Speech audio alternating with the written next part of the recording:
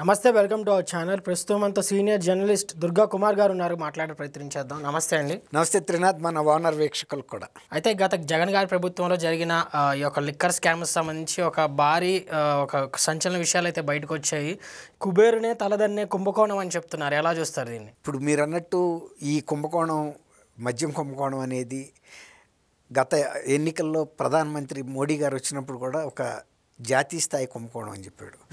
ఇప్పుడు మహాసముద్రాలు లోతైనా చెప్పగలుగుతారేమో కానీ ఈ ఆంధ్రప్రదేశ్లో 2019-24 మధ్యలో జరిగిన ఈ కుంభకోణంలో ఇన్వాల్వ్ అయిన మొత్తం ఎలా ఉంది, ఎంత అవినీతి జరిగింది, ఎంత అక్రమాలు జరిగినాయి, తర్వాత ఇందులో పాత్రధారులు ఎవరు, సూత్రధారులు ఎవరు, అసలు ఎంత విస్తృత స్థాయిలో జరిగిందనేది సిట్టు అధికారులకు కూడా దిమ్మ తిరిగే నిజాలు తెలుస్తున్నాయి. అంటే తవ్వుతున్న కొద్దీ లోతు సింగరేణి ఓపెన్ కాస్ట్ మైన్ల కన్నా కూడా లోతైన విషయాలన్నీ కూడా బయటకు వస్తున్నాయి. అది ఇవాళ సిట్ అధికారులకు కూడా ఎక్కడికి వెళ్ళి వాటిని తవ్వాలని ప్రయత్నిస్తే ఆ అడ్రస్ల దగ్గరికి వెళ్తే అకౌంట్లో నుంచి ఎవరెవరు అకౌంట్కి వెళ్ళినాయో అసలు ఆ అకౌంట్ హోల్డర్స్ లేరు, ఆ కంపెనీలు లేవు, ఆ అడ్రస్లు లేవు. ఒకవేళ అడ్రస్లు ఉన్నా కూడా అడ్రస్లు వేరే సంస్థలను అడుగుతున్నాయి. అంతకుముందు కూడా వీళ్ళు పట్టుకెళ్ళిన అడ్రస్లు ఇక్కడ వ్యాపారం ఏమి నడపలేదని చెప్తున్నారు. తర్వాత కొన్ని జ్యువెలరీ కంపెనీల పేర్లు ఆడుకున్నారు. అవన్నీ అసలు వీళ్ళకి లిక్కర్కి ఏంటి సంబంధమో తెలియదు. ఎట్లా జరిగిందంటే ఇది మొత్తం అసలు యాక్చువల్గా ఇది ఆంధ్రప్రదేశ్ బేవరేజెస్ కార్పొరేషన్ లిమిటెడ్ నుంచి వీళ్ళకి డిస్టిలరీస్కి వేశారు అకౌంట్లకి. ఆ డిస్టిలరీస్ నుంచి అకౌంట్ల నుంచి రకరకాల వ్యక్తులు, సంస్థలకు చెందిన వాళ్ళకి అకౌంట్లో పడినాయి. అసలు ఆ డిస్టిలరీస్ నుంచి ఎవరెవరికి వెళ్ళినాయి అని చూసి అన్నీ కూడా బాంబే కంపెనీస్ ఉన్నాయి. ఇందులో 99% బాంబే కంపెనీలు. అంటే బాంబే అడ్రస్లతో ఉన్నాయి. ఆ కంపెనీలు అక్కడేం లేవు.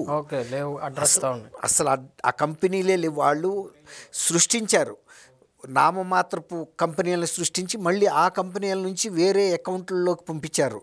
అందులో తెలుగాళ్ళ పేర్ల మీద కూడా 2-3 పేర్లు ఉన్నాయి. వాళ్ళు అసలు అక్కడ ఉన్నారో లేరో కూడా తెలియదు. ఆ రకంగా మళ్ళీ ఇండివిజువల్ అకౌంట్లోకి వెళ్ళిపోయినాయి. అక్కడి నుంచి ఆ డబ్బులు ఎట్లా వెళ్ళిపోయినాయి, అసలు ఆ అకౌంట్లు ఇప్పుడు ఎవరు ఆపరేట్ చేసే వ్యక్తులు లేరు. పని కేవై నో యువర్ కస్టమర్ అని ఉంటుంది కదా అడ్రస్, బ్యాంకులో అడ్రస్ పట్టుకుని వెళ్తే కూడా ఆ వ్యక్తులు కూడా దొరకటం లేదు. ఒకటి ఏంటంటే ఓల్విక్ మల్టీ వెంచర్స్ అనే ఒక కంపెనీ పేరు మీద చాలా భారీ మొత్తాల్లో వెళ్ళినాయి. తర్వాత నైనా మల్టీ వెంచర్స్ అనే ఒక కంపెనీ, నైస్నా బాగా నైస్గా వెళ్ళినాయి. అట్లా విశాల్ ఎంటర్ప్రైజెస్ ప్రైవేట్ లిమిటెడ్ అని దానికి ఒక దానికి వెళ్ళినాయి. తర్వాత క్రిపాటి ఎంటర్ప్రైజెస్ ప్రైవేట్ లిమిటెడ్ అని వెళ్ళినాయి. ఇవన్నీ కూడా భారీ మొత్తాల్లో వెళ్ళినాయి. అక్కడి నుంచి మళ్ళీ వేరే చిన్న చిన్న అకౌంట్లోకి వెళ్ళిపోయినాయి. అక్కడి నుంచి అసలు సూత్రధారికి వెళ్ళిపోయినాయి అనమాట. ఇది ఇప్పుడు మీరు అడిగారు కుబేరా సినిమాలో ఇతివృత్తం ఏంటంటే ఒక పెద్ద నాయకుడు ఒక పెద్ద ఆయిల్ కంపెనీతో ఒక డీల్ కుదుర్చుకుంటాడు. అంటే నీకు మేము ఆయిల్ ఇస్తాను, నాకు ఇంత అమౌంట్ ఇవ్వాలి అని. ఆ కుబేరా కంపెనీ ఆ సినిమాలో కథ ప్రకారం ఏంటంటే వాళ్ళు రకరకాల బినామీ అకౌంట్లోకి డబ్బులు వేసేస్తూ ఉంటారు. అంటే వాళ్ళు భిక్షగాళ్ళు ఉంటారు, అందులో అనాథలు ఉంటారు.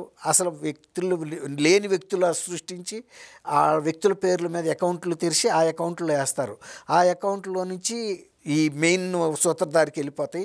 తర్వాత అవన్నీ డొల్లే కంపెనీలు. ఆ అకౌంట్లో పైసా కూడా మిగలదు. ఎవరు అని ఎత్తుకుతానికి వెళ్తే అసలు దానికి సంబంధించిన వ్యక్తులు ఉండరు, ఎవరు ఉండరు. అది కుబేరా సినిమాలో ఇతివృత్తం. ఇప్పుడు ఇది కూడా సేమ్ ఆంధ్రప్రదేశ్ మద్యం ఇతివృత్తం కూడా జిటో. అసలు లేని వ్యక్తులు, అనాథలు, రోడ్ల మీద ఫుట్పాత్ల మీద ఉండే వ్యక్తులు ఎవడో ఒకడే ఫోటోలు పెట్టి ఏదో ఒక అడ్రస్ సృష్టించి అకౌంట్లు ఓపెన్ చేసి ఆ అకౌంట్లో నుంచి డబ్బులు బయటికి తీసేసిన తర్వాత అసలు ఆ వ్యక్తులు ఎవరో తెలియదు. ఈ అడ్రస్లు పట్టుకెళ్ళినా కూడా మనుషులు ఈ అడ్రస్లో ఎవరు లేరని చెబుతున్నారు. తర్వాత ఆ కంపెనీలు లేవని చెబుతున్నారు. అన్ని సిట్ చాలా లోతుగా ఎంక్వైరీ చేసింది. ప్రతి అకౌంట్ దగ్గరికి వెళ్ళింది. అసలు ఏ బ్యాంకుల్లో ఉన్నాయి, ఎస్ బ్యాంకుల్లో కొన్ని ఉన్నాయి, రకరకాల బ్యాంకుల్లో ఓపెన్ చేశారు. వాళ్ళు కూడా బ్యాంక్ అధికారులు కూడా మేమేం చెప్పలేమండి, ఆ రోజు ఏదో వచ్చారు ఓపెన్ అయినాయి, మా దగ్గర ఉన్న రికార్డులు ఫైళ్ళు కానీ వాళ్ళు ఇస్తున్నారు. ఆ అకౌంట్లో జరిగిన డీలింగ్స్కి సంబంధించిన స్టేట్మెంట్లు ఇస్తున్నారు. కానీ ఎవరిని అడగాలి అక్కడ? ఇప్పుడు ఆ అడ్రస్ పట్టుకుని వెళ్తే వేరే వ్యాపార సంస్థలో అడ్రస్ ఒకవేళ దొరికితే వేరే సంస్థ ఉందండి, గత 10 ఏళ్ళ నుంచో 20 ఏళ్ళ నుంచో మేమే ఉండమని చెబుతున్నారు. ఇందులో మీరు తీసుకొచ్చిన అడ్రస్ ఉన్న సంస్థ ఎప్పుడు ఈ ప్రాంగణంలో పనిచేయలేదని చెబుతున్నారు. తర్వాత అలాంటి వ్యక్తులు కూడా ఇక్కడ ఎవరో ఈ బిల్డింగుల్లో లేరని చెబుతున్నారు. కాబట్టి వాళ్ళ సిట్ అధికారులకి దిమ్మ తిరిగిపోయే విషయాలు బయటకు వస్తున్నాయి. కానీ అంతిమ లబ్ధిదారు ఎవరనేది మాత్రం తెలుసుకునే ప్రయత్నం మీద ఉన్నారు. అర్థమవుతుంది ఎవరికి వెళ్ళి అనేది. అందుకే మీరు అడిగారు కదా కుబేరా సినిమాకి దీనికి దగ్గర సంబంధం ఉందని. సేమ్ కుబేరా సినిమా కన్నా ముందే వీళ్ళు ఈ ప్లాట్ తయారు చేశారు కాబట్టి వాళ్ళు వీళ్ళని ఫాలో అయ్యారు. ఇక్కడ ఇంకోటి ఏంటంటే గతంలో క్విడ్ ప్రోకోలో విజయసాయి రెడ్డి గారు సూట్ కేస్ కంపెనీలు, బ్రీఫ్ కేస్ కంపెనీలు, బినామీ కంపెనీలు సృష్టించి డబ్బుని ఎలా ఇతర దేశాలకు మళ్ళించారో ఇప్పుడు ఇక్కడ కూడా అది కూడా జరిగింది. ఇతర దేశాలకు కూడా కొంత వెళ్ళిపోయింది. ఇప్పుడు ఈడీ లాంటి సంస్థలు వస్తే తప్ప ఈ మనీ లాండరింగ్ విషయాలు బయటపడవు. ఎందుకంటే ఇవన్నీ కూడా అంతర్జాతీయ స్థాయిలో జరిగినాయి. చాలా వేల కోట్ల రూపాయలు విదేశాలకు వెళ్ళిపోయినాయి. మొన్న ఈ కారు డ్రైవర్ అతను చెవిరెడ్డి భాస్కర్ రెడ్డి పట్టుకుని అంటే ఇట్లా డబ్బులు తీసుకెళ్ళాము ఇవన్నీ చెప్పారు. తర్వాత అక్కడ ఆఫ్రికా దేశాల్లో ఈ ఐరన్ ఫ్యాక్టరీలు పెట్టడానికి, ఫుడ్ ప్రాసెసింగ్ ఇండస్ట్రీస్ పెట్టడానికి కూడా అక్కడ ఏర్పాట్లు కూడా చేసుకొచ్చారు. ఆ డబ్బు అక్కడికి వెళ్ళింది దాంతో. కాబట్టి ఇక్కడ ప్రజల నుంచి పీల్చిన ప్రతి రక్తబొట్టుని వాళ్ళు బ్రహ్మాండంగా ఇన్వెస్ట్ చేసుకున్నారు. రియల్ ఎస్టేట్లో ఇన్వెస్ట్ చేసుకున్నారు, గోల్డ్ కొనటంలోను, డైమండ్స్, ప్లాటినము, తర్వాత ఇతర దేశాల్లో ఫ్యాక్టరీలు నెలకొల్పుకోవటం. ఈ విధంగా వచ్చిన రూపాయిని ఇంకా 100 రూపాయలు పెంచుకోవటానికి ఎలాంటి అవకాశాలు ఉంటే అన్నీ ఉపయోగించుకున్నారు. కొంత మొన్న ఎన్నికల్లో వాడామని కూడా చెప్తున్నారు కదా. ఇప్పుడు అతను చెప్పాడు కదా దుబాయ్ నుంచి వచ్చిన పవన్.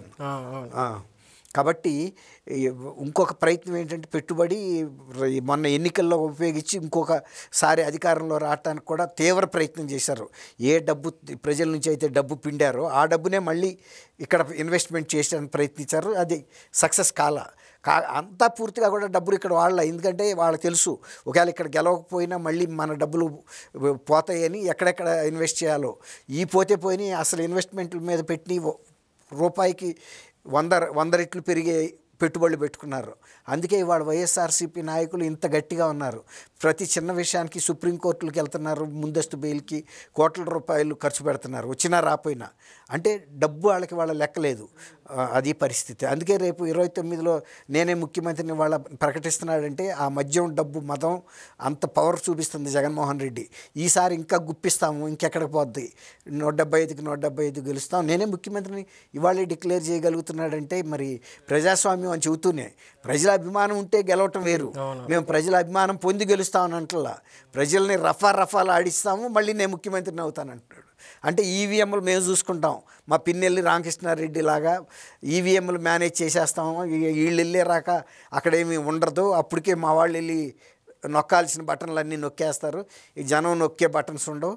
జనం మాకు ఇవ్వాల్సిందంతా వాళ్ళ మెడలు మాత్రమే. వాటిని రఫాలు ఆడిచ్చేస్తాము, మళ్ళీ ముఖ్యమంత్రి అయితే విధిగా మమ్మల్ని ఎవడైతే వ్యతిరేకించారో వాళ్ళందరినీ పనిపడతామని చెబుతున్నారు కదా, బెదిరిస్తున్నారు కదా. కాబట్టి చూడాలి ప్రజలు గెలుస్తారా నిజంగానే, లేకపోతే ఇలాంటి నియంతృత్వ మనస్తత్వం కలిగినటువంటి నాయకులు గెలుస్తారా. అయితే అసలు అంతిమ లబ్ధిదారుడు ఎవరై ఉంటారో, ఒక పెద్ద తలకాయ ఎవరని మీరు చెప్తారు? పెద్ద తలకాయ ఉంది, అందరూ చూస్తున్నారుగా, తాడేపల్లి ప్యాలెస్కే పంపించాం తప్ప మేము కాదని. ఏ కుంభకోణంలో అయినా అదే చెబుతున్నారు. ఇప్పుడు ఎవరు తినని డబ్బు నేను తిన్నానని చెప్పలేడు కదా.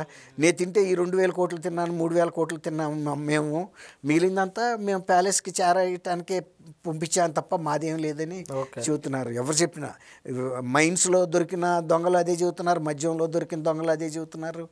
ఏ కుంభకోణమైనా all road leads to Rome అన్నట్టు అంతిమ లబ్ధిదారు ప్యాలెస్ అధిపతే. ఓకే అండి, thank you very much. Thank you Trinath, మన ఓనర్ వీక్షకులకు.